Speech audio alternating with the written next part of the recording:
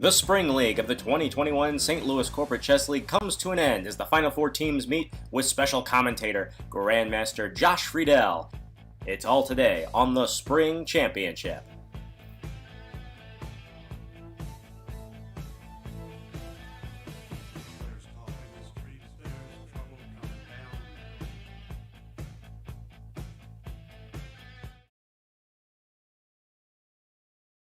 Everyone, this is GM Josh Friedel, and today I'll be doing commentary on the Corporate Chess League Finals. So hopefully you guys will enjoy that. This has been going on for quite a while, and today is the final day. So there was first a Grand Prix where you had there was a Grand Prix League final, and the standings in the end, the qualifiers were Edwin Jones, WWT, Enterprise, and Maritz. Behind them were Ascension, Bayer, Express Scripts, and other teams. So the format for the finals is you have a round robin, and then the tiebreaks are by match points, not game points. So if a team wins 4-0, there are 4 boards per match. If they win 4-0, it's the same as 1.5. And the team that wins the most match points, so if you go 3-0 and you beat all the other teams, you win. Is the basic gist. If you have 2 or more teams tying, if you have a couple teams tying, you have an Armageddon tiebreak between one player on each team. And the winner will have the name engraved on that chessboard you saw, which is pretty cool. So that's kind of how it all works. And we're going to see the game start in a little bit. But yeah, so the first pairings we have Edward Jones is going to play Maritz. They're going to be white, meaning their first 2 boards get white. And then boards 3 and 4 get black. And Worldwide Technology plays Enterprise. And there, again, the first 2 boards get white. And then the last 2 boards boards 3 and 4 get black is how it works. So welcome, everyone. I'll be mostly doing commentary, but I will see the YouTube chat if you have a particular question or something like that. But yeah, we have a few minutes till they start. I'm going to start following the counts. But yeah, feel free to ask questions or do anything of that nature. But yeah, I have to follow these accounts.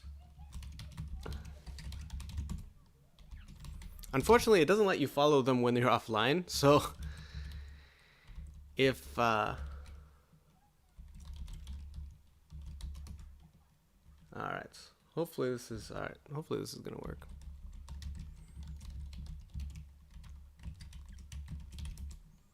Yeah, because I would have followed these accounts ahead of time, but it makes it a little bit tricky. But yeah, I'll be basically doing this until they start.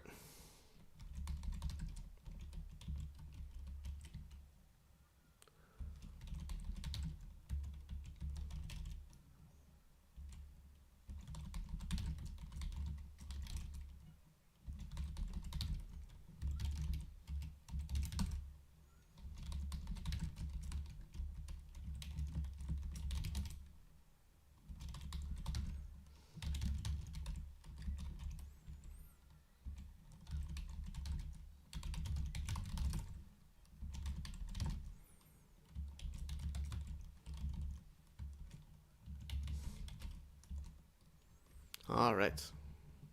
Got most of them followed. That should start us off. But yeah, should be pretty interesting. All right, Alex. Yeah, Alex is currently playing. Alex Kerford. So best of luck to you. All right. So we're gonna start in just a few minutes. And yeah, don't worry about the board. It should fix itself when multiple games start. But let us see.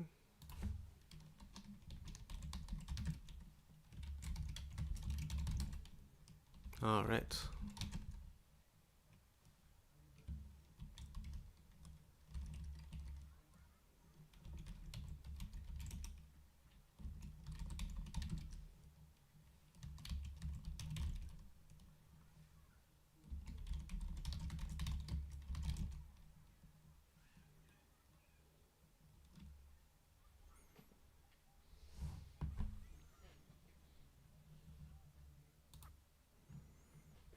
All right.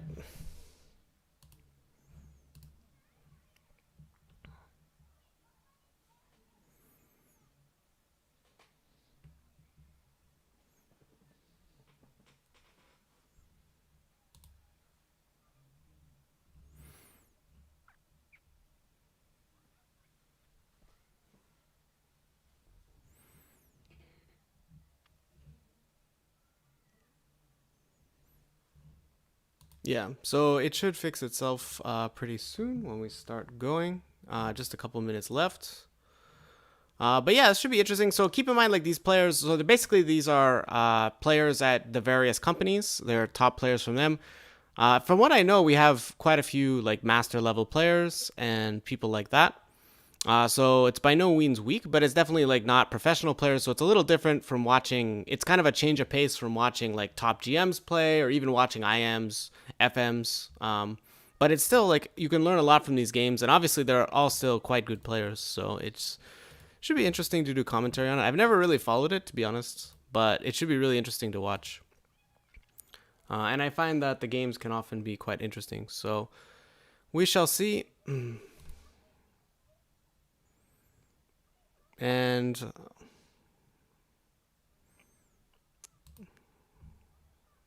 all right.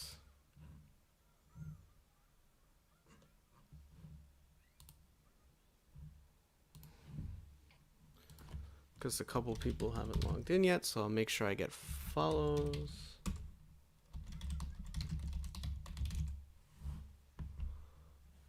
Okay, almost everyone.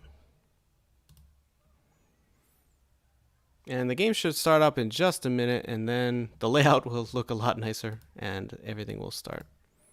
So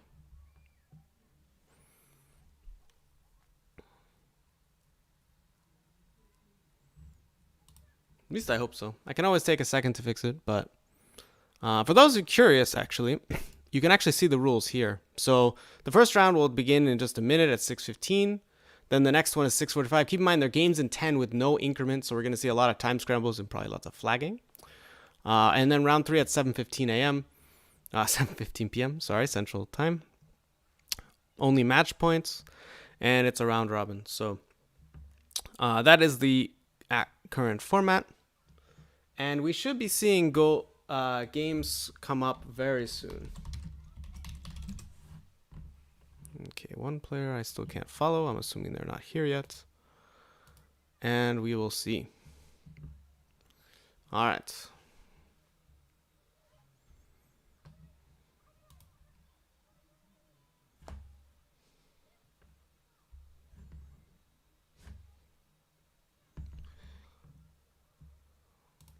Okay.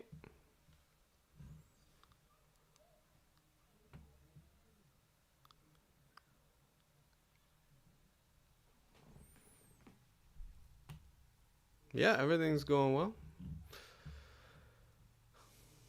All right. So it should start any second. I'm following all the players, so it should automatically do it. All right.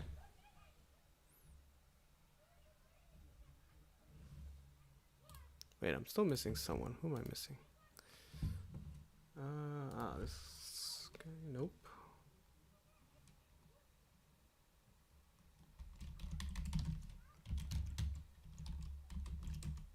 There we go. Okay, now I'm following 12 people, which should make us all set.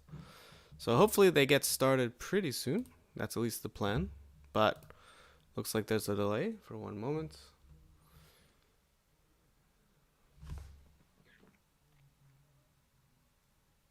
All right, here we go. We have one game going.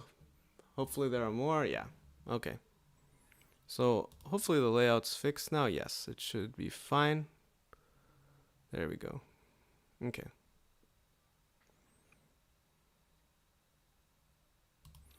Okay, so we're seeing guys play pretty fast. Again, it's 10-0, so we'll have to see. This is Vishal against maybe Swap. So let's see. And again, I'll announce their real names and stuff when we have winners and things like this. So yeah, e3 in general, I'm not a huge fan of. Like in general, I prefer to just play it like a Grunfeld, basically reversed with bishop g2 and castles. But e3 is of course playable, and yeah, just a normal-ish position. It's kind of hard, so I'm gonna just browse to see what positions we have that are kind of interesting. This looks like a queen c2 banco, which is always kind of interesting. Oh, they drew already. That was fast. Okay. Accelerated dragon. Which position looks the most interesting? Let's go with this one. This one looks kind of cool. So we have a King's Indian with bishop g5 and queen d2. So this is a very aggressive way to play.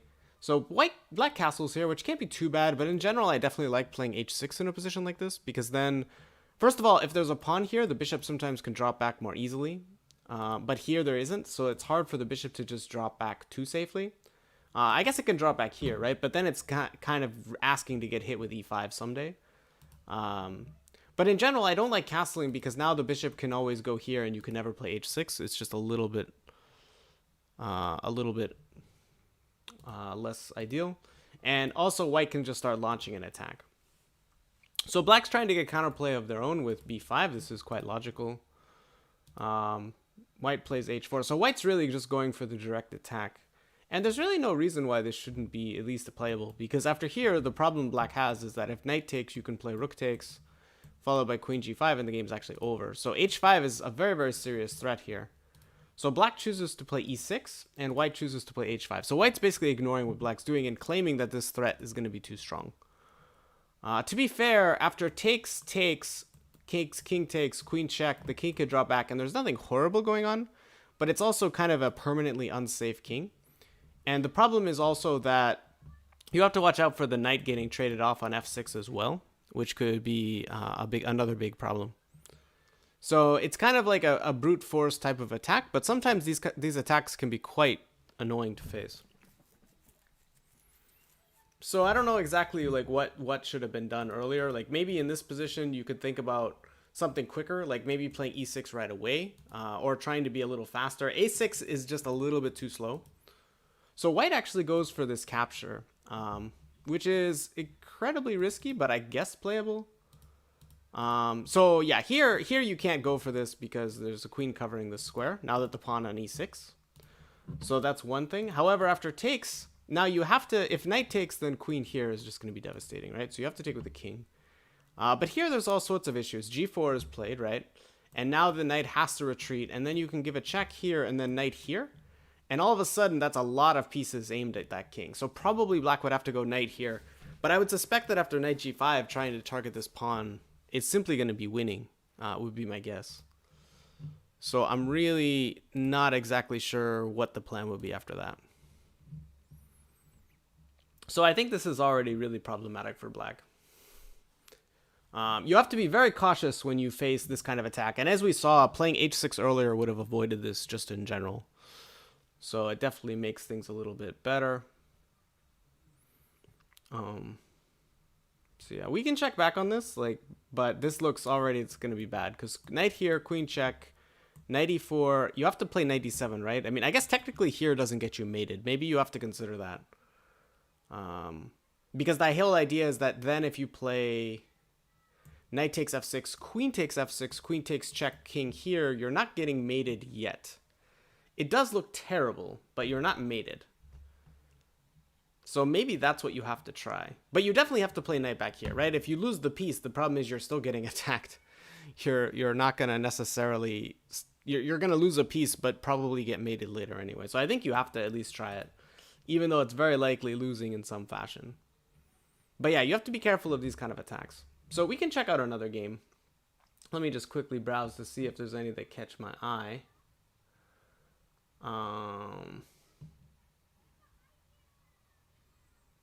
Wow, some very interesting games. Okay. All right, well, we have this other one. So as we saw, like lots of stuff happened here. They have this relatively normal position, I guess. White's a little bit passive, but nothing crazy. And then queen out, knight takes bishop, c4. Bishop takes f6. So usually allowing bishop takes f6 in a situation like this is really not ideal. So I would say that in general, black should not give up this bishop. This bishop is quite strong. So even though you lose a tempo going back, it's probably the better choice. And then c4 would be a decent try for white. So believe it or not, like white's position is not nearly as bad as it looks. One other try you could do is something like c4 to shut down this bishop. That move I actually kind of like. I don't know whether you want to take the knight first. That's actually a trickier question. But in general, I like shutting down this bishop. Because once the bishop opens, like happened in the game, it's going to be a little bit tricky. Black could have thought about d4 as well, because if takes, you can take this rook. But I don't know exactly.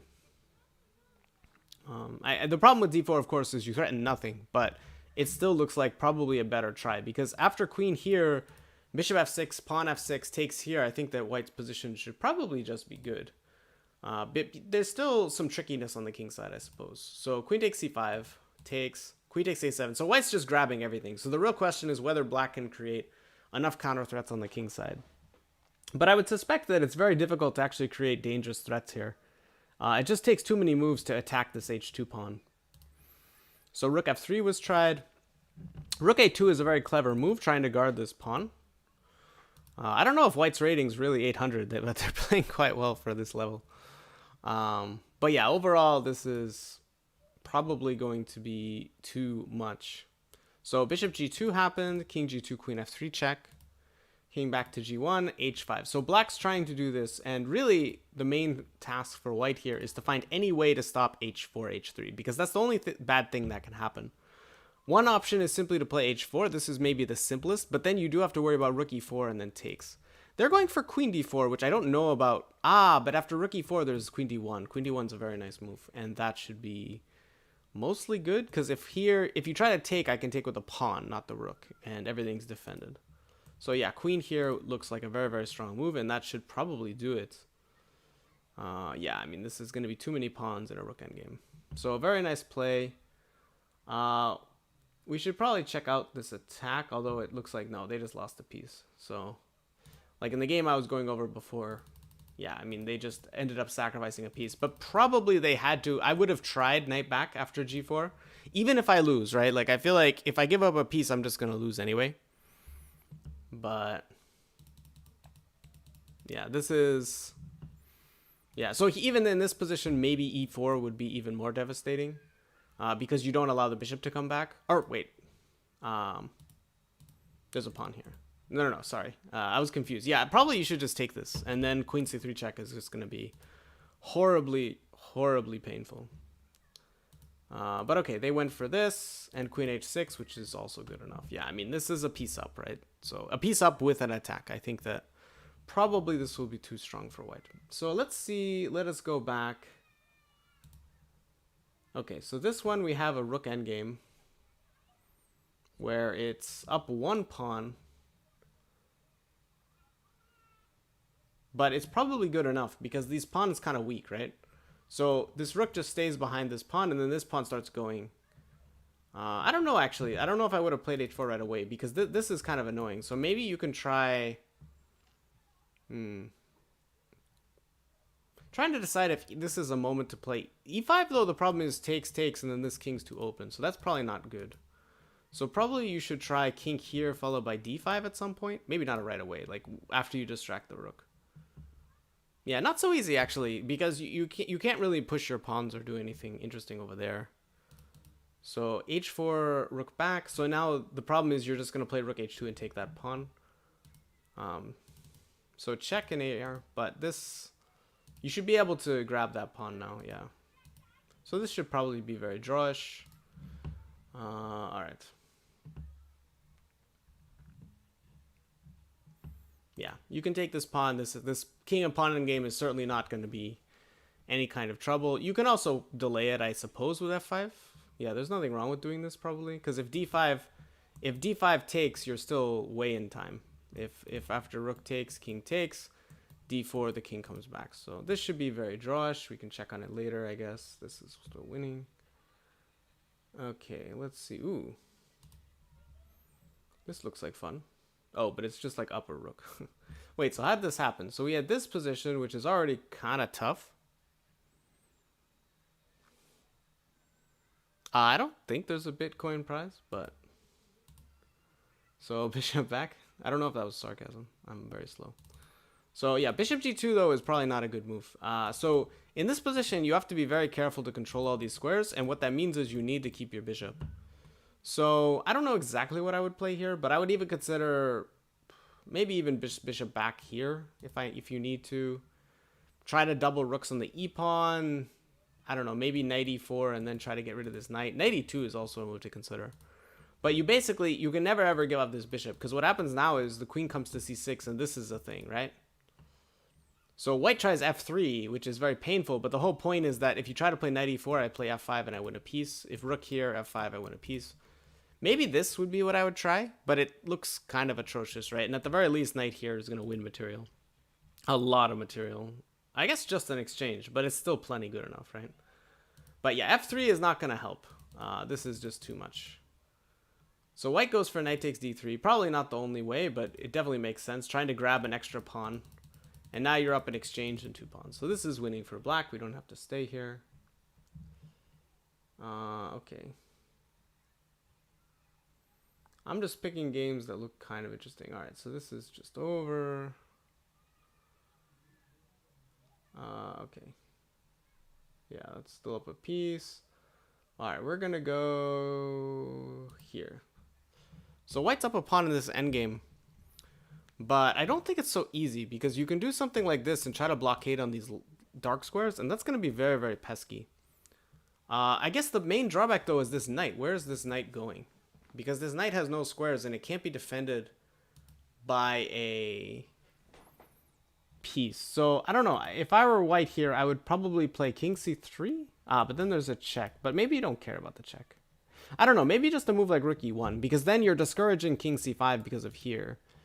And if you try to play rook c7, I could think about trying to put pressure on this knight maybe. Because that knight just doesn't have a square, right? After king here, the only reason you don't lose a piece is because you have this move. And you kind of save your piece. But it's that knight definitely looks a little scratchy. So he tries this instead.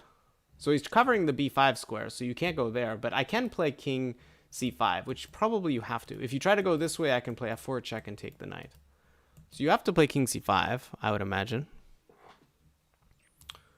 But then the question is, what happens? So king c5, probably you should go back, right? Like trying to go here, or maybe try to go here. Although rook e4, there is knight f5 for the moment. But it still looks very, very dicey, to say the least. Maybe even, maybe you can even go here. So king c5, rook e1, rook here, maybe, yeah, king c5 force, rook e1 I like, rook c7. Maybe you can even play d6. Because the point is that your king can't take because the king takes knight. And if you move the rook, then maybe just rook here is annoying. Because I guess you can take, but then I just start taking all your guys. And it looks very, very painful. So rook e1 tried. I mean, again, d6 is not necessary, right? You don't have to play with d6. And maybe that means you shouldn't. But I don't know. I mean, the problem is if you give black time, they'll play b5. It's not like you can have this knight trapped for all of eternity, right? And if you give them time with like rook e4, they can maybe even try this and put the knight on d6. So I think that, okay, they just go for this. But now rook e7 just looks very, very strong. You may save your knight, but you're going to lose all your pawns.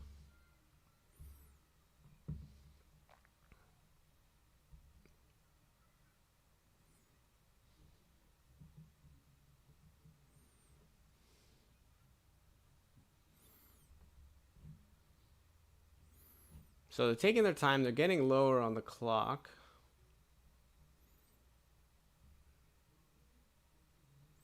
Yeah, most of these games are pretty much one-sided at this point.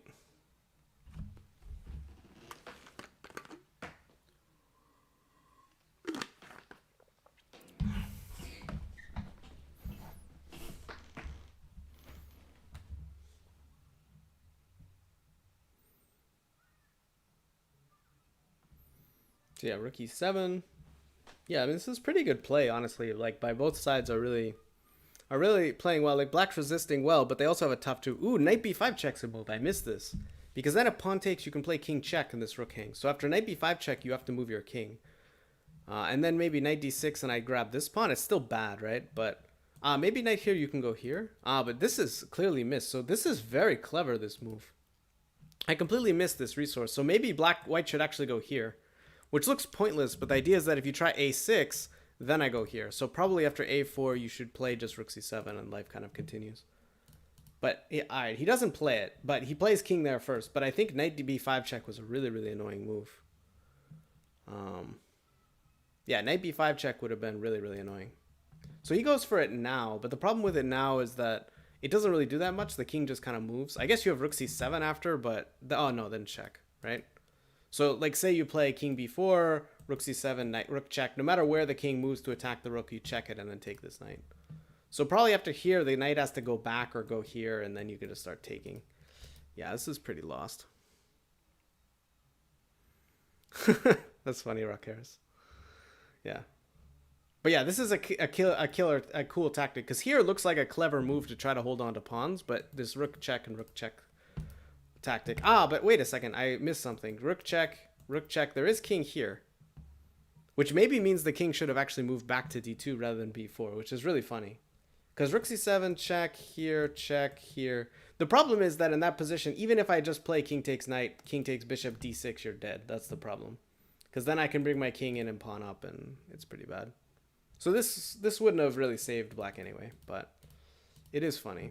So yeah, I mean, black has to just get his rook active and pray, basically. So something like rook f8, f3, rook here, trying to go here, try to get the knight in. Like, you just have to get as active as you possibly can in a position like this, because you're just down so many guys. And probably, to be perfectly honest, yeah, I mean, the problem is you play passively, this is just going to kill you, right? But okay, it's already a pretty tough position.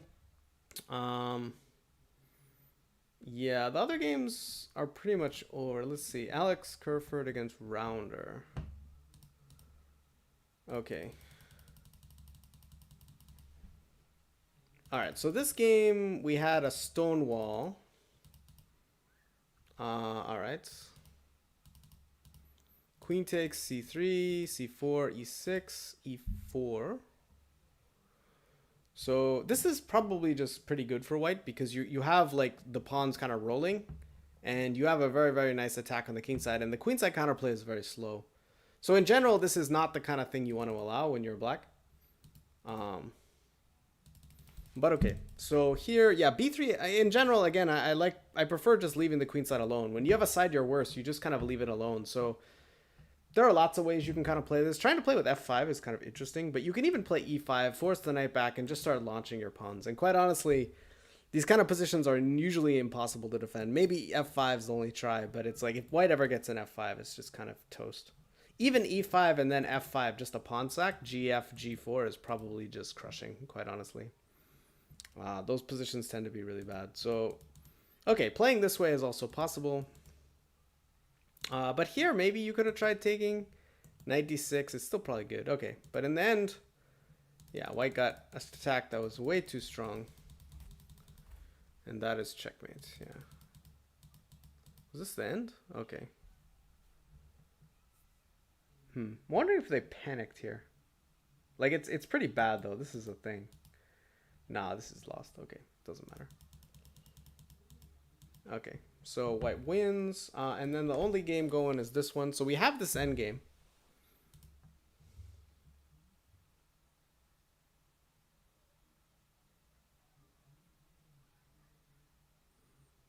I don't know. Okay, thank you. So here, but the fact is that quite often I'm not sure, right? And I don't know. It's funny. It's a habit now. All right. Okay, so we're here, and yeah, black's king's very active, which is nice. The kind of the issue here is that the black rook can't really get in the game. So even though you have this kind of active king and active knight, it's very hard to make real counterplay because you just can't get in the game. That being said, when you have an active king like this, you always have counter chances of some kind. So just something to keep in mind. Yeah, I didn't think there was any Bitcoin. But, okay. So, yeah, d7 is coming. And it looks pretty good. Because the problem is you just can't really get counterplay here. So king e5, yeah, and you can basically give up this pawn if you want to. You don't really have to now, but yeah, and just, okay, yeah, and now the pawn's just going to launch, and it's, oh, it's a flag as well. So that was that. Okay, so as the standings went, we have Edward Jones, because Vishal, Alex Kerford, and Fishers of Men won their games. They won their match against Maritz. And Worldwide Technology tied their match against Enterprise because Worldwide Technology won on boards 2 and 4, but lost on boards 1 and 3. So that match was a tie. So right now, Edward Jones is in the clear lead. In the next match, they get black, meaning their top 2 boards get black, against Enterprise. And Worldwide Technology gets white against Maritz.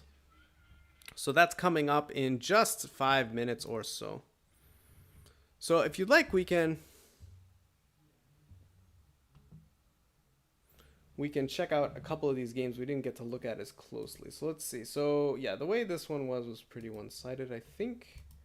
So let's see. This one, so let's see how this endgame finished. So takes king here. Because I didn't expect one side to win this endgame. So takes d5. Ooh, they're starting already. Nice. Never mind. We're going to look at new games. All right.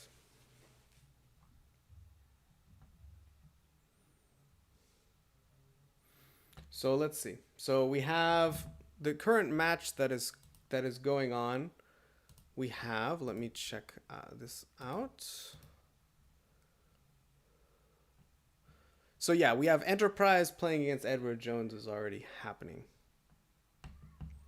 So let's check that out. So, we have an elephant gambit. Yeah, this is not a very common line. But yeah, takes on d5 here. Queen e2 is one of the decent ways you can play against this.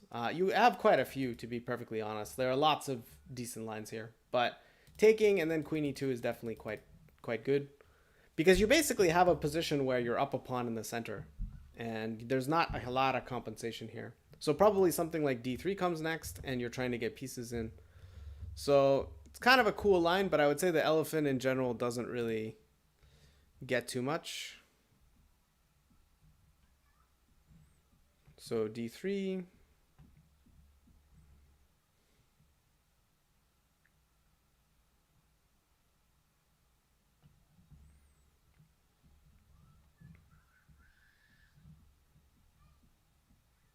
Yeah, and this is a very difficult position because the problem is that if we trade, I can just take the queen, say, and take on d3, and I'm just up a very, very clear pawn.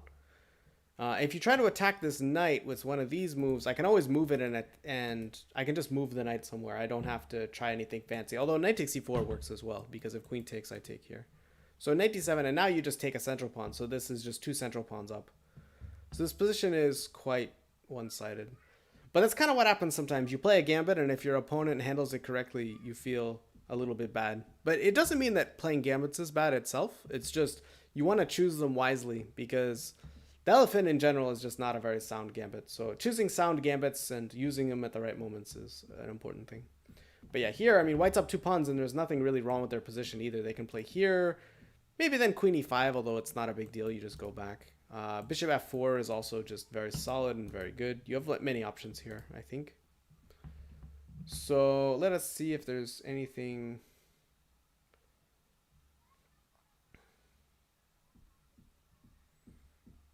Ooh, we have this craziness. Wow, this is a fun game. Okay, let's check it out. So we have a king's gambit, always a good start. And g5. All right, so we have, this is the main deal, right? You can play other moves here. I've always played d5 because I'm kind of not someone who likes to take gambits usually. I'd be like, you can have my pawn back. But g5 is kind of the really principled, aggressive way to play. And this line is really, really crazy. So I don't exactly know how this goes. I don't think this is how people usually play, though, because here you can play bishop c4, and this pawn is quite weak. Like, you can play knight h6, but it's not really a move you'd love to play. So I don't know if this is what the advisable thing. I think white also usually goes here, if I'm not mistaken. But again, I'm not really up on my King's Gambit theory, to be perfectly honest. But okay. So black goes for the ultimate greed, right? They're just going to take this knight, which is fair enough. I mean, you don't have to, but at the same time, if you don't try to trap this knight, white's just going to take here and you're going to feel bad about your life, kind of, right? So f6, bishop takes f4, takes on g5, bishop takes. You can also take with the pawn. I kind of like taking with the pawn because you restrict this knight a lot, which is kind of nice. But bishop takes is a tempo move. But after bishop here, I feel like you're going to end up trading pieces, which is not what white wants. So that's kind of what happens. So I prefer taking with the pawn because you restrict more and you don't necessarily initiate trades. So bishop g7, but okay, queen d2. Nothing horrible has happened, of course. It's just a complete mess. So c6, castles. So in general, one of the moves I really like to play early is move like bishop c4 because it prevents bishop e6. And the bishop on c4 is such a powerful piece because you're going to play rook f1 and maybe use the f7 square. There are just so many things that can go wrong for black. So I would fight to put the bishop here as early as I can to make sure black can't play bishop e6, at least not easily. So castles, because here, for example, bishop e6 is a move, and maybe it's not the end of the world, but I don't like having this bishop c4 square taken away. So that's kind of why I like this move. But again, it's a rapid game, right? So you're just trying to develop your pieces. And white goes to d3 anyway. And then on f8, it's actually not that bad. It controls the pawn, it controls this square.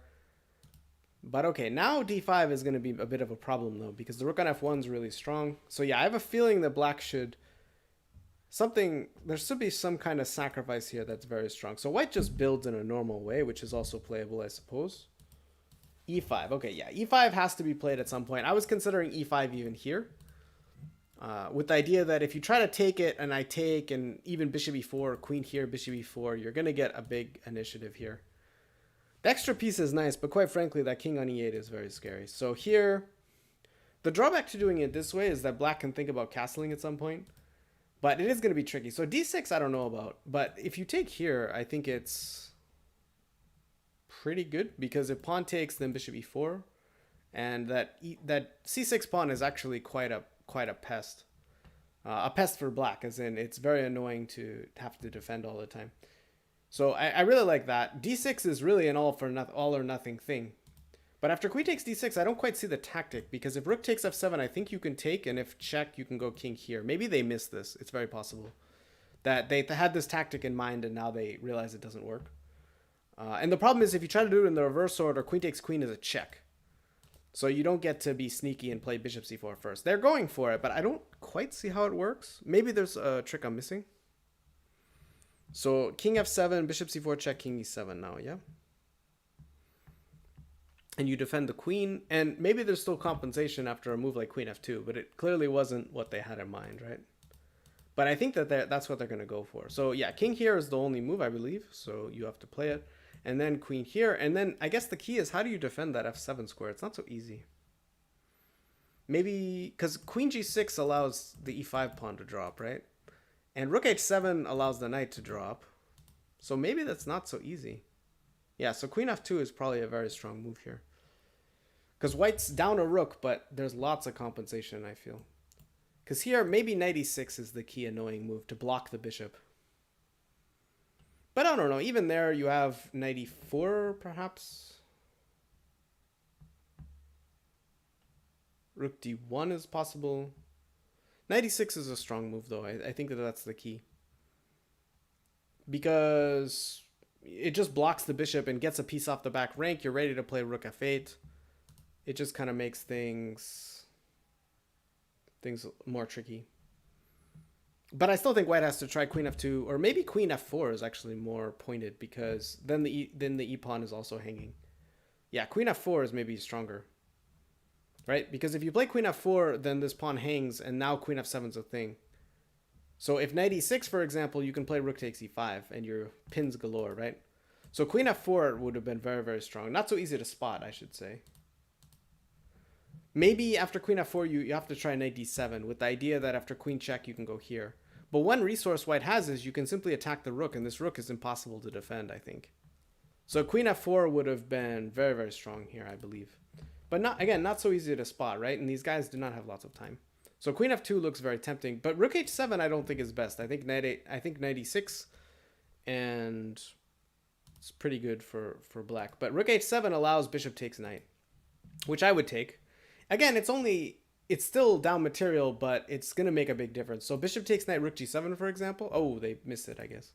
Yeah, bishop takes knight, rook g7. You can play knight e4, and the idea is that if the queen just moves somewhere, say g6, you can play queen f6 check, and you can't take back because the pawn takes with a fork. So that's going to be quite painful, I think. So in general, bishop takes g8 would have been very good. So bishop d3, rook f7, and now black's just kind of in business because they've gotten over the worst of it. You probably have to attack this pawn, but you can play knight here next, for example, holding onto your e5 pawn. So I think that this attack is slowly getting defeated. But that's the thing, when you sacrifice a piece or a rook, even if it's really, really strong, there's not a lot of room for error. You have to be very, very precise. So, but I think that white just missed rook h7 was a move, so they therefore missed that this knight hung. It's very easy to do by players of all levels, I should mention. It's something that happens all the time, especially in blitz games. So what do we have? This was a double forfeit. That's not ideal. And okay, we had, oh, this was the last game.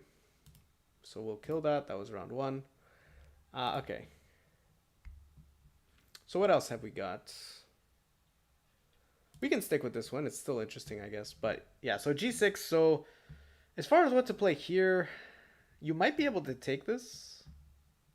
No, you should not take this because knight takes, bishop, queen takes, and then queen takes e5, and you take this rook. Yeah, so knight takes would be a blunder, but what else can you do here? Maybe rook. So rook f6 does allow knight here, which isn't the end of the world, but it's annoying. Maybe the rook should just come back, quite honestly. Just make sure that pawn can't harm you. The other move I would consider is rook f4, which also looks playable. And that's what he goes for, which probably is also fine.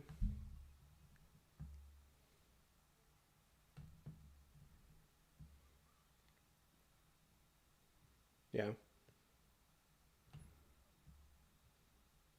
So I don't know what I would try as white now. Maybe queen e3 to hit the rook and hit this pawn. So probably the king moves somewhere and I take this pawn and I claim that I have another pawn to my name. But quite honestly, it's not inspiring, but it's what I would try. Queen e3 probably. Okay, he goes for knight e4. But now you're not really threatening much. You could even think about grabbing this pawn if you're brave, but you don't have to, right? You can play a more sane move, like just move the queen some safe square. And the problem is this knight looks very pretty, but you're also not threatening anything, and when you're down a rook, you have to threaten things. It's one of the rules.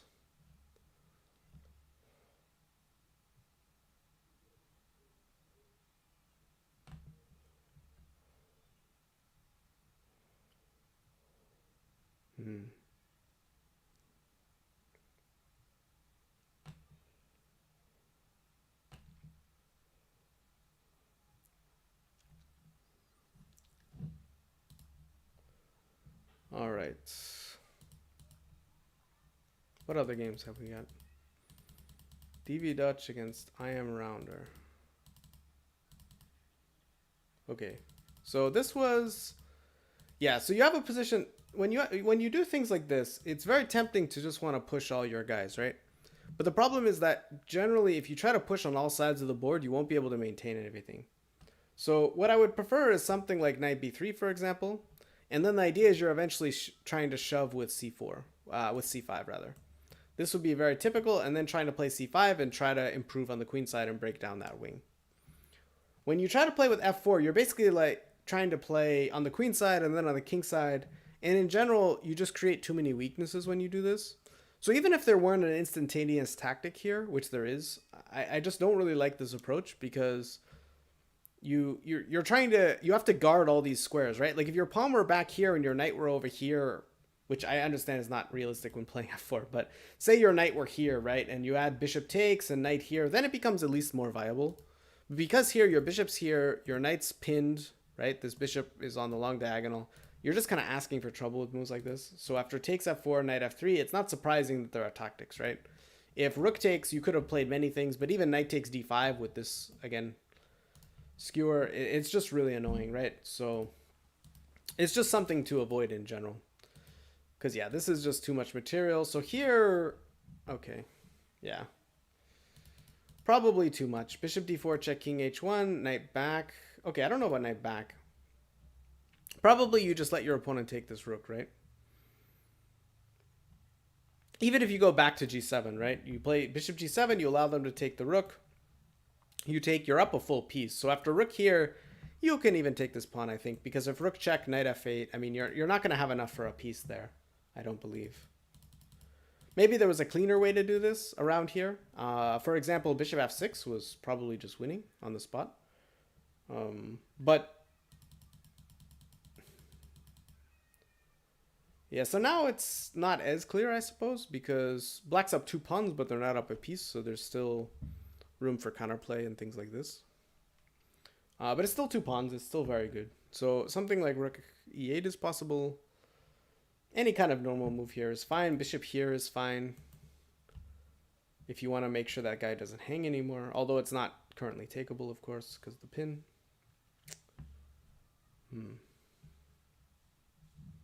So yeah, definitely very good.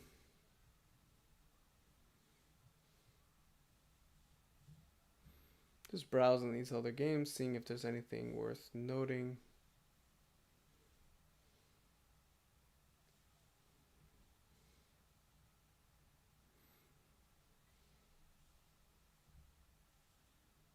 All right.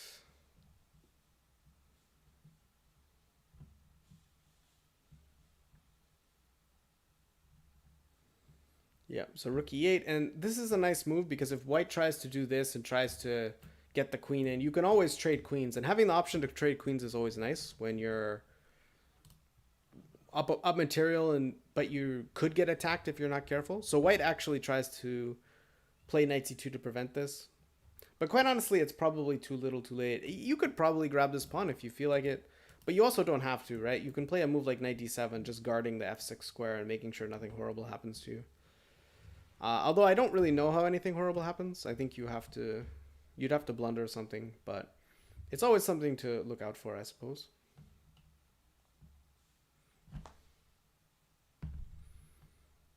Let's see. What other games have we got? One thing black has to be careful of, though, is their time. They're down to 2.5 minutes compared to white's 7. And it's nice to be able to take that time and play stronger moves, but then you have to make sure you finish off the game, because if you don't finish off the game well, you're down on time a lot, and sometimes then that costs you the game. This is something I'm very well aware of, especially in Blitz. In long time control games, I tend not to do that, but in Blitz, I'm down on time all the time, so I understand fully. But it's still winning. You play knight d7, for example. You just make sure you don't get bank rake mated. You make sure nothing bad happens. But the bishop controls this square, so there's never rook e2. The key is just you don't allow white to do anything too horrible to you on the dark squares. But you can play, for example, knight d7, and after the bishop moves, knight e5 is probably quite good.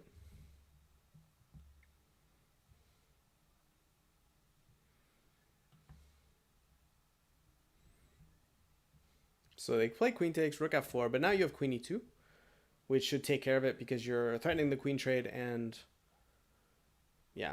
So you could trade queens and try to play rook e2 to rook e4 to e7, but the problem is after bishop d3, rook e8 takes the knight, you can only win your piece back, and even though it's opposite bishops, you're down about 5 zillion pawns, so it's just not going to quite work out. But once again, right, when you have a lost position, you have to lose somehow sometimes, and sometimes you play a move that it doesn't draw, but it doesn't allow a couple wins. So they have to find 1 win or 2 wins that work, and that's sometimes the best you can do. So here I would maybe try queen c3 just to try to keep pieces on the board, even though it means I might just get mated. And my idea is that if they allow me, I'll play this move. And that move will be quite annoying. Trying to threaten mate. So it's at least a way to make a threat. I don't think that it should be good enough, but it's a way to make a threat, and sometimes that's just all you need to try. White instead goes for this line where they trade queens, but it's probably not good enough. So here the key is just you don't allow rook e4, right? So something like bishop d3 makes sense. You can play knight d7 attacking the bishop. You just don't allow the rook in, because that's when complications arise, right? So you play something like knight d7 to attack the bishop, or you try to play bishop d3 to keep the rook out. So knight d7, bishop to d8 makes sense, trying to go after these pawns. And black just surrenders the pawn, but I'm not so sure after bishop takes c7, for example. It looks like it's going to be kind of problematic because the pawn on d6 is not so easily guarded. So this position, maybe he should try c6. The idea being you're trying to just trade off these pawns. So after here, you're just going to take. And again, it should be too many pawns, but it's still complicated. This, though, I think he's missing. And this is what happens when you get low on time, you get panicky. And I'm suspecting this is what happened because black played very well all game. But then this position, they start to panic, and that's what can happen, right?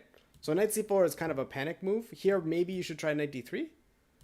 I'm not sure, though, honestly, because if something like rook e4 or bishop takes d6, it's very complicated. Not bishop takes d6 immediately, sorry. Like rook d4 and then bishop takes d6. But this is already a lot of counterplay because the d6 pawn is going to hang. Probably you should just go back to d7 so you don't, and bishop here and just try not to allow something horrible. But this is already very messy. So now white's probably winning because extra piece is quite meaningful here. So let's see what happens. Rook takes f7. Yeah, getting the king cut off also is quite strong because now you can start to make mate threats. For example, you can play rook e7 sometimes and then try to get the knight in. You have to be careful of this move though. But maybe you just ignore the pawn and you just try to mate. That's probably what you should do. So something like knight e8 or knight e4 now. I like knight e4. It seems decent. Although knight e8 is kind of clever. Okay, they just take the pawn. But now you deal with this, right? That's the one issue. Okay, but again, black's main issue is time. They have 12 seconds left, and that's probably going to cost them the game, I would suspect. So even if they create counterplay here. Yeah, so here you can play bishop d6, or you can play bishop e5 and knight here and just try to mate your opponent. Which I guess is what they're going for, right? So if takes, then you play knight d6. Oh, wait, this is mate in 2.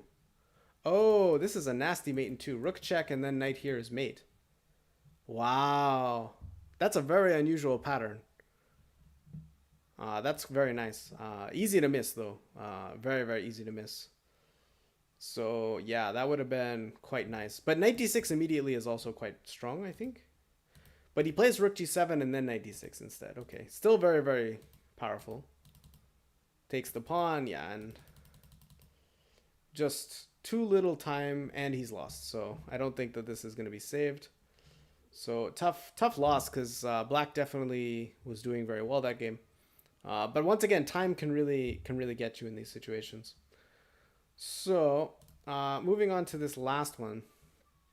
So here we have a game where white's up a pawn, but is also up on time, which might be more relevant because 50 seconds isn't a lot. I would say that in general, this is going to be a hard pawn up position to win because this a7 to win. Sorry, because this a5 pawn is quite weak. But I think you have to be careful. Like this move I actually don't like, and the reason why is because now you can check and bring the rook to the 7th, and I think that's going to be really, really strong because you're just going to take all these pawns. I think the better defense here would have been rook to c7 and just try to leave the position as is because you're keeping the rook so it tries to guard your pawns. And if white wants to try to activate the rook to force you to take and then let you take the pawn, that's fine. But at least there your rook's guarding the 7th rank. So after rook a4, white has some time to think, which they're wisely using, but I think a move like rook check is actually quite nasty. Because if you go king c6, then rook b6 check and you take this pawn. If you go king c5, which maybe is the best, I can still go here. And my rook's just going to wreak havoc on that 7th rank. So white goes for this, but now I thought you could take this. Taking this is also good. Yeah, so c4 check was a bit of a mistake.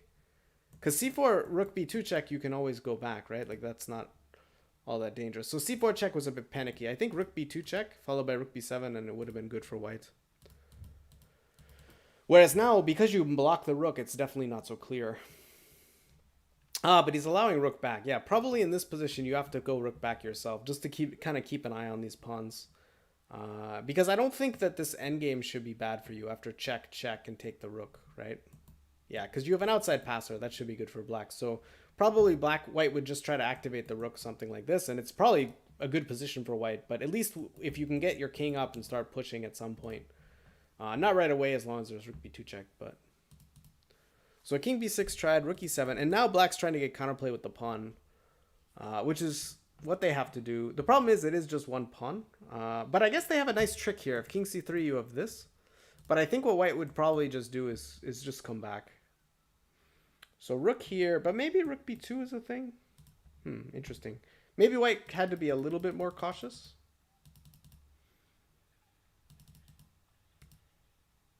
Yeah, so for example, one thing I would probably do is in this position, after a5, I might just play king here. Because then they have to worry about how do I actually do anything with this a-pawn. But okay, I mean... so they're thinking of taking a draw here. So I don't know, how would you go about winning this? So king c3, a3, then maybe rook here. He doesn't go for it.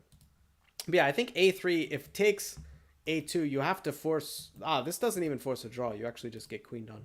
So a3, then it forces this. Oh no, but then a2. Actually, this might be losing after a3. I think black might be winning after that. Because if you try to play a slow move like rook here, I can play rook behind the pawn and then just push. So a3 might have been winning. Wow. But with so little time, it's so hard to play a move like that, you know, because you have to be sure. And it's really difficult to do that. Okay. So, all right, it allows a3. But here, you can at least get the rook behind the pawn. So you're not just losing or anything like that. But this endgame, I'd say, is probably better for black if you get in rook takes pawn, say, and pawn push. Because you have a very, very strong a2 pawn, and the rook wreaks havoc along the second rank. So yeah, this is a very clever move. Because now if rook takes pawn, you play rook check, takes, and here. So he plays f4, which is probably the correct defense. But now you check and take. And really interesting rook endgame these guys are playing. Yeah, but this is going to be very, very difficult because this a3 pawn is probably just going to create a queen here. So rook b3, good technique. And now he's going to play rook b2 here. The problem is his time, right? So checks in a2, I think should be good. Although this f pawn's actually quite fast, no? Maybe it's a bigger problem than I thought. Wow, not so easy.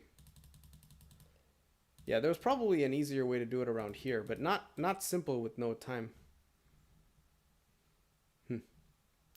Yeah, so it was time that undid him in the end, but this was a very, very, very strong idea of just pushing this pawn. So, not exactly sure how I would have gone about this at the end. It's very tricky. Yeah. Not so simple.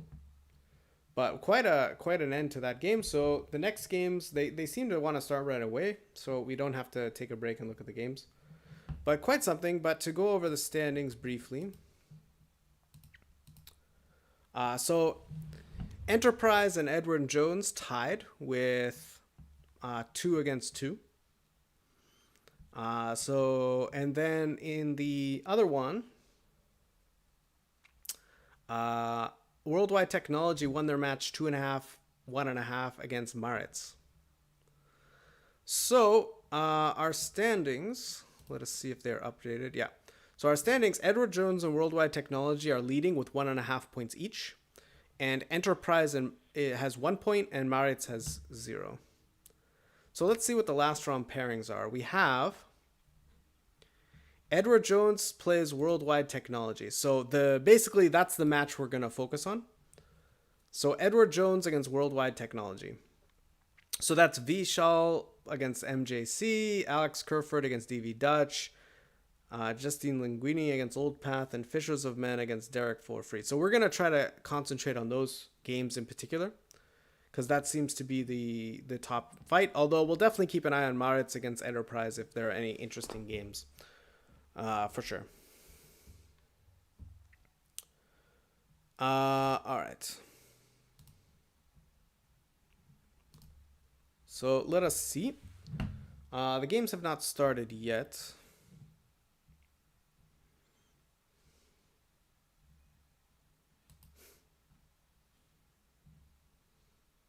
Hello, how's it going? I assume the games will be starting any minute.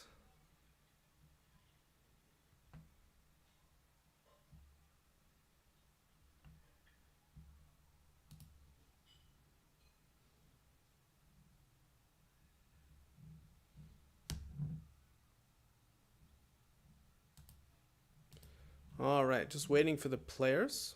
So if you have any questions, now is a pretty good time. But yeah, in the end, it all comes down to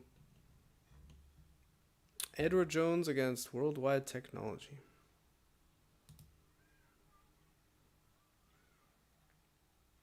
And if they do tie their match, though, if they tie their match 2-2, then we get to see an Armageddon playoff between one player on each team, which is also very cool. All right, taking a 5-minute break. Thank you, Nicholas.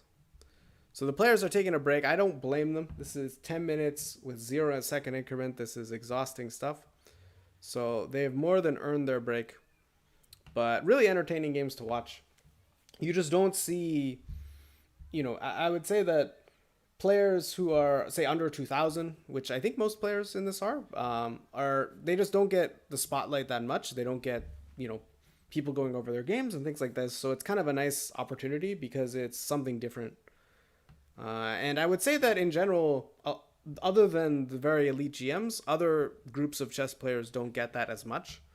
And it's kind of a nice thing because you just get a different view.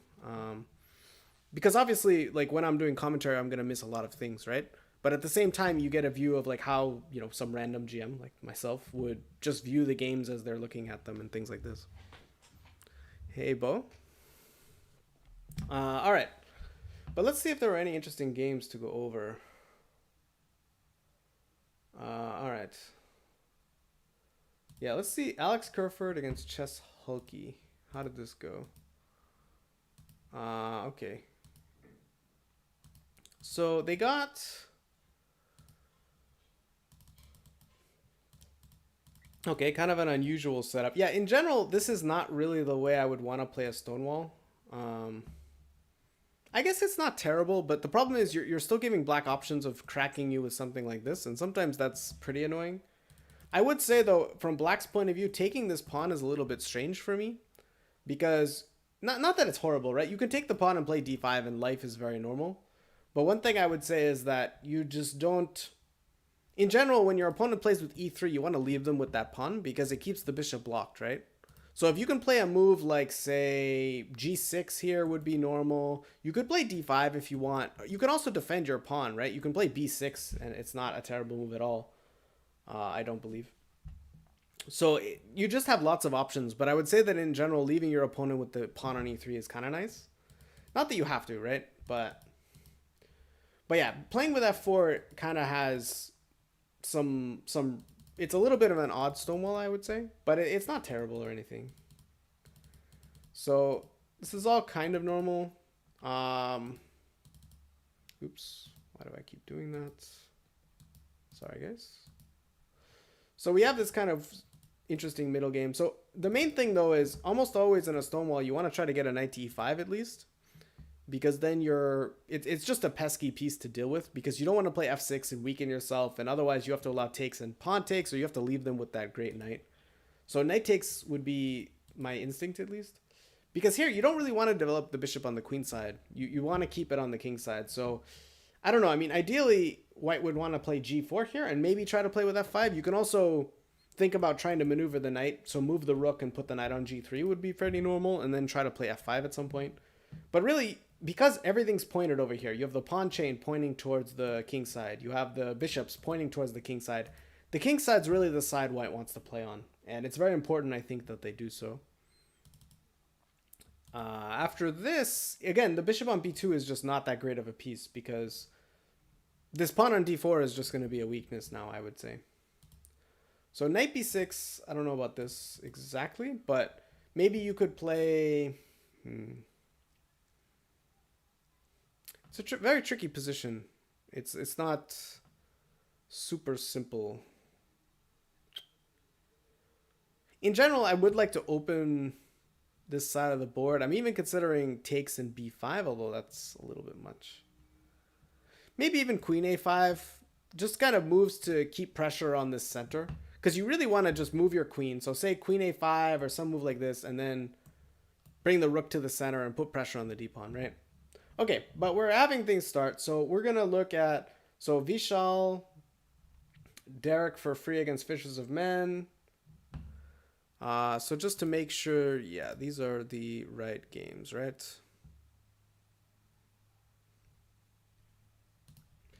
Okay, so we're gonna stay focused on this. So we have Vishal against MJC. I think this is the top board from that section. All right. So let's check it out. Yeah, I don't know why his rating's 800. He's obviously a lot better than that, but I'm assuming it's provisional. So we have G3, Bishop G2, Castles E6, Knight BD2, Bishop to D6. So all kind of normal. So Bishop D6, Rook E1, Knight F6. So yeah, it's really important for White that they try to get on an E4 move here.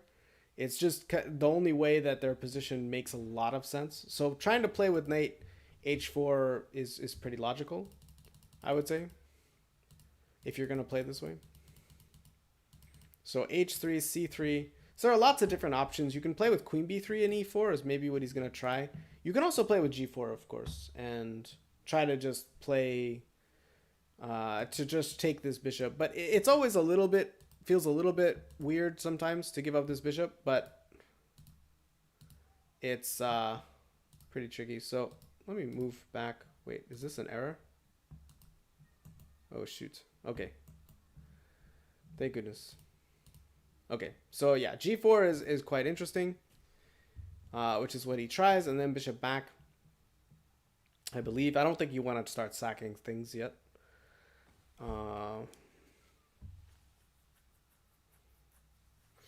Yeah, what's funny is I would always consider it, but yeah, now you play E4. So this is kind of normal, but it's also a little bit risky because your king side's always a little bit open, right? So they're going for this kind of normal setup, and now probably black's gonna castle queen side, I would guess, because the king side's always gonna be a little bit dicey for white, and then you can even knight D5 and put the knight on F4. So this is the kind of position where white has the two bishops, but I don't think it's clear that white's doing that fabulously. And it's, again, because of these slightly weak squares. Sometimes there are also ideas of just going here to trade off this bishop. Sometimes just trading off the two bishops is a very, very nice idea. But again, there are lots of different options. Castling queenside can't be wrong, I don't think. Castling kingside is probably not horrible, but I don't prefer it. I prefer castling queenside, which is what he does. So let's see, b4. Okay, so he starts his attack, which is very logical. So now the question is, do we play with bishop f4? Do we play with knight d5? I kind of like knight d5 myself because you're attacking these pawns, right? And I think that attacking these pawns makes a good deal of sense. But there's no huge threat, right? If b5, in a lot of these positions, you can respond with c5, and it's not bad because your lines are kind of closing.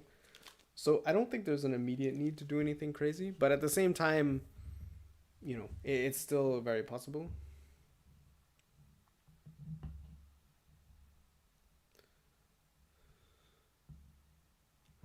So yeah, tricky position, definitely one I would think a little bit in. So a move like bishop f4 is obviously possible. He goes for e5, which to me looks a little bit early, but it's also a very much a reasonable idea in general. I would more be worried about just bishop e3 here, quite honestly, than taking this pawn.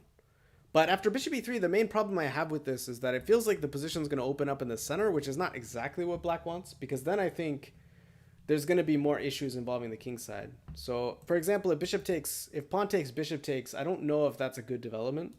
And here, if you play knight here, I probably can think about taking it at least, because I force you to take with the pawn, and then I can try taking, and actually, wait a second. That's going to be a little risky. Maybe knight d5 is actually...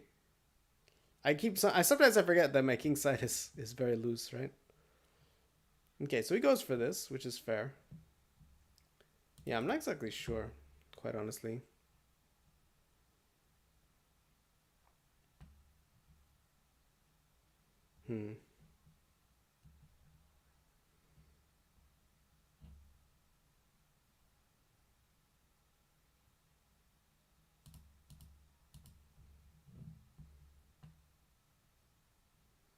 So yeah, you could think about taking, I guess, but it's very possible, right? This is a big decision. So takes.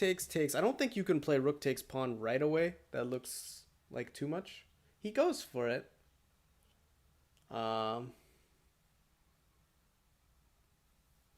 It's a very, very crazy position, guys. I don't know. It looks a little too much for white. Probably here you have to try something else.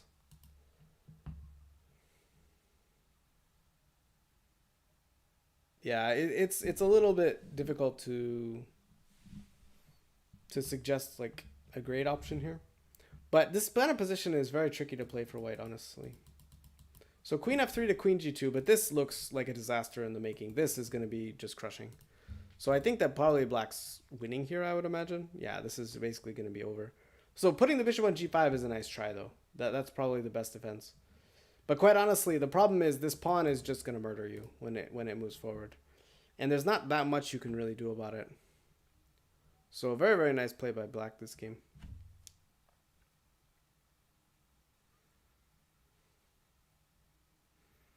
So I'm trying to figure out what I would do as white. Maybe I would try... Yeah, I think here I would have tried rook c1 with the idea of f4, c4. Just to try to open up some lines for yourself and make it so it's not so one-sided. a4 is just very, very slow.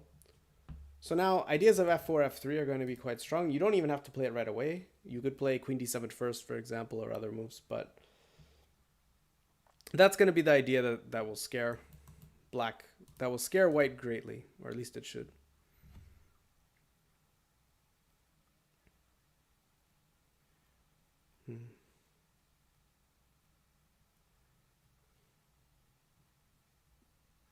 So he goes for bishop f4, which is kind of interesting. I guess it's probably also quite strong, right? There's not too many ways you go wrong with a position like this. So I don't know what exactly you should try here. Maybe bishop takes, queen takes, and then rook e3 with the idea that after the queen moves, preparing f4. So say queen h4, you can play rook g3 and try to get your rook in. That would at least be a reasonable try, I believe.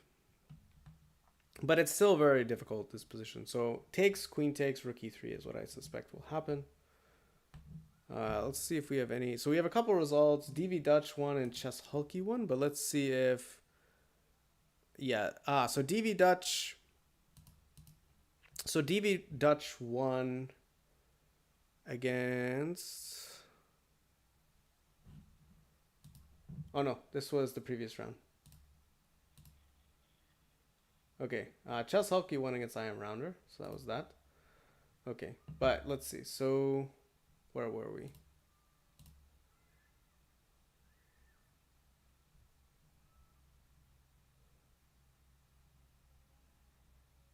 All right, Alex against DV Dutch. So this game is really important as well, and it looks like white's in some trouble here.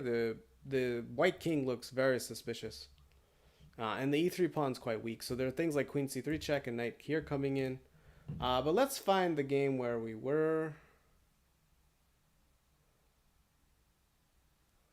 Yes, Vishal against MJC. Here we are. So we have queen to f4, bishop takes, queen takes, c4 was tried. Fair enough. So then rook h5 and then king f1. Yeah, the problem is this is coming a little bit too fast, it looks like. So I don't know exactly what the best move here. It's very tempting to go here because you actually force queen h1, which is very sad.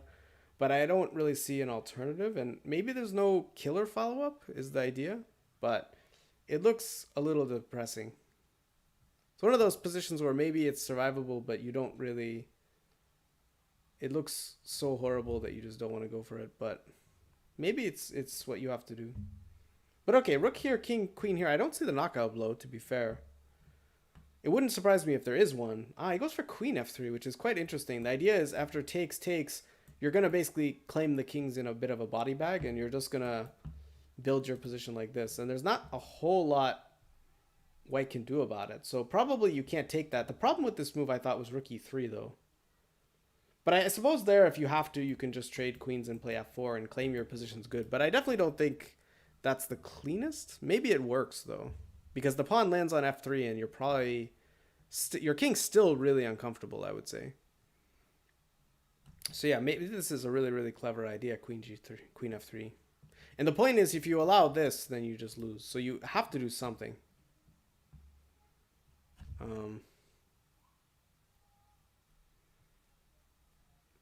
Very, really cool idea, queen f3, especially in a rapid game. I mean, it's not easy to come up with these kind of moves. So rook e3, though, I think would be the best bet. He takes there. Because you're attacking the rook, I suppose. But this looks like it's going to end very badly somehow. But okay, you have to find the right move. So he plays rook there, which I guess works. I was thinking of this. Because then if you play rook here... The point is that you don't want to allow rook e3, and then if queen check, queen g1, and maybe you're surviving.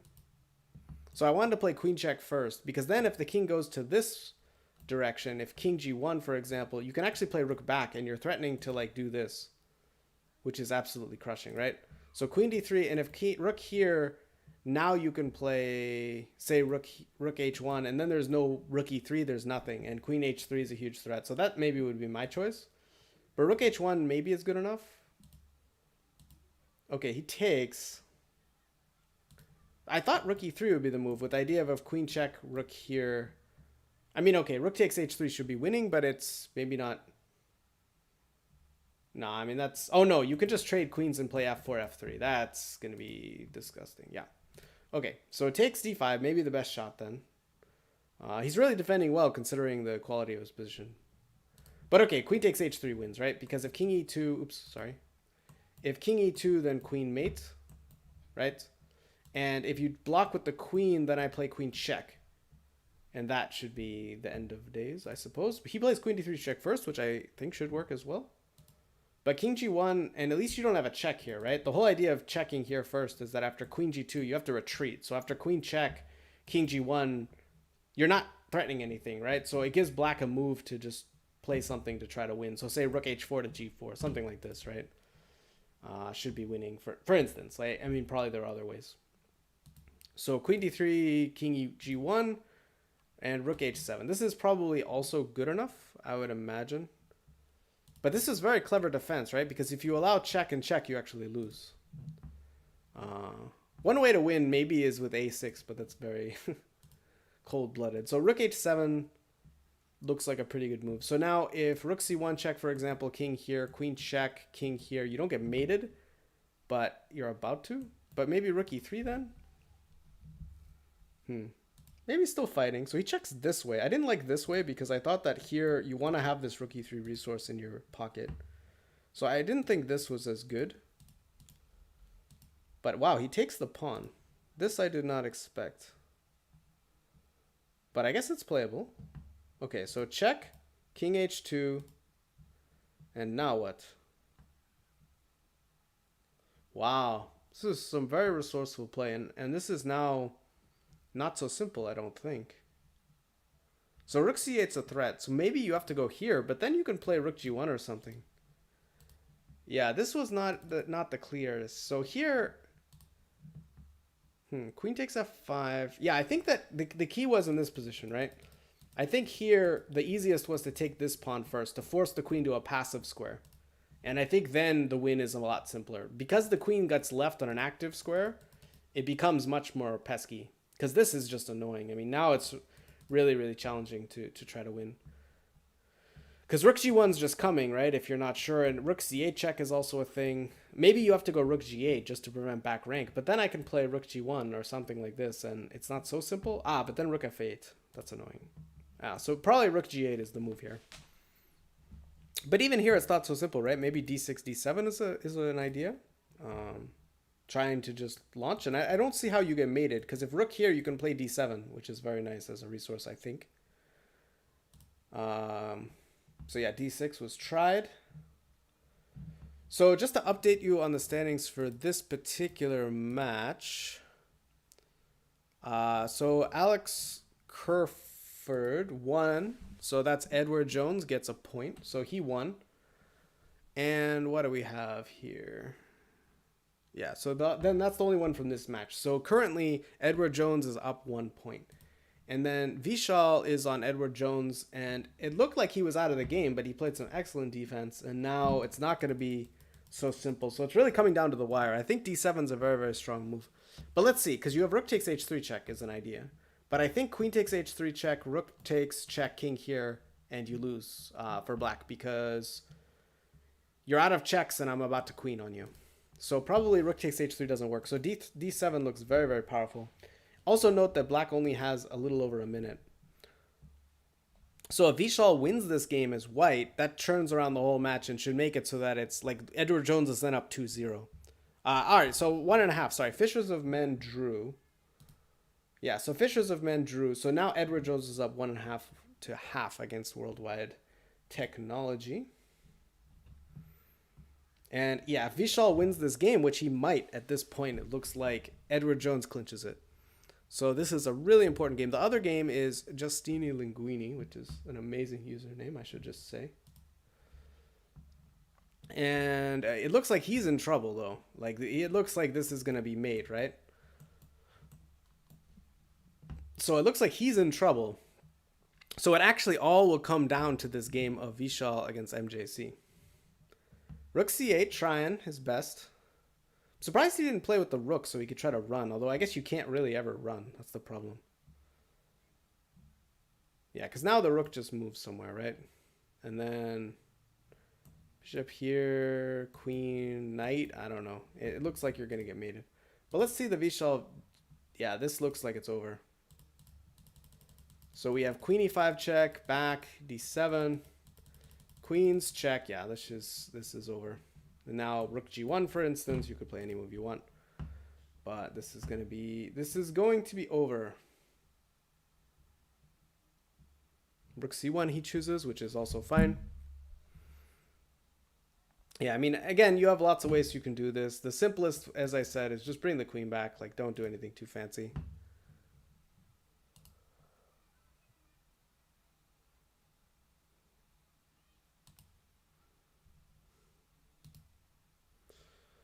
So let us see. Yep, it looks like they're going to get it. And let's check out this one. Yeah, I mean, you probably have to try knight d3 or something, but it's kind of rough sledding because even if I go here, check, I just take your knight and come back. You're not going to actually defend against mate here. So it really came down. F6 is a move, though. Yeah, not so easy. Underestimated f6. This definitely happens.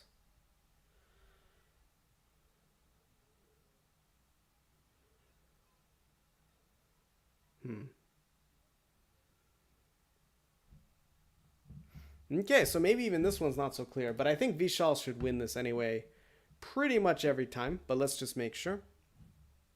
And this should clinch the match for Edward Jones. Yep, white wins. So congratulations to Edward Jones. I believe that they are the winners. So yeah, Edward Jones ends up with 2.5 out of 3. And I believe that is it. If I go to the standings, yep, Edward Jones with 2.5. 2.5 out of 3.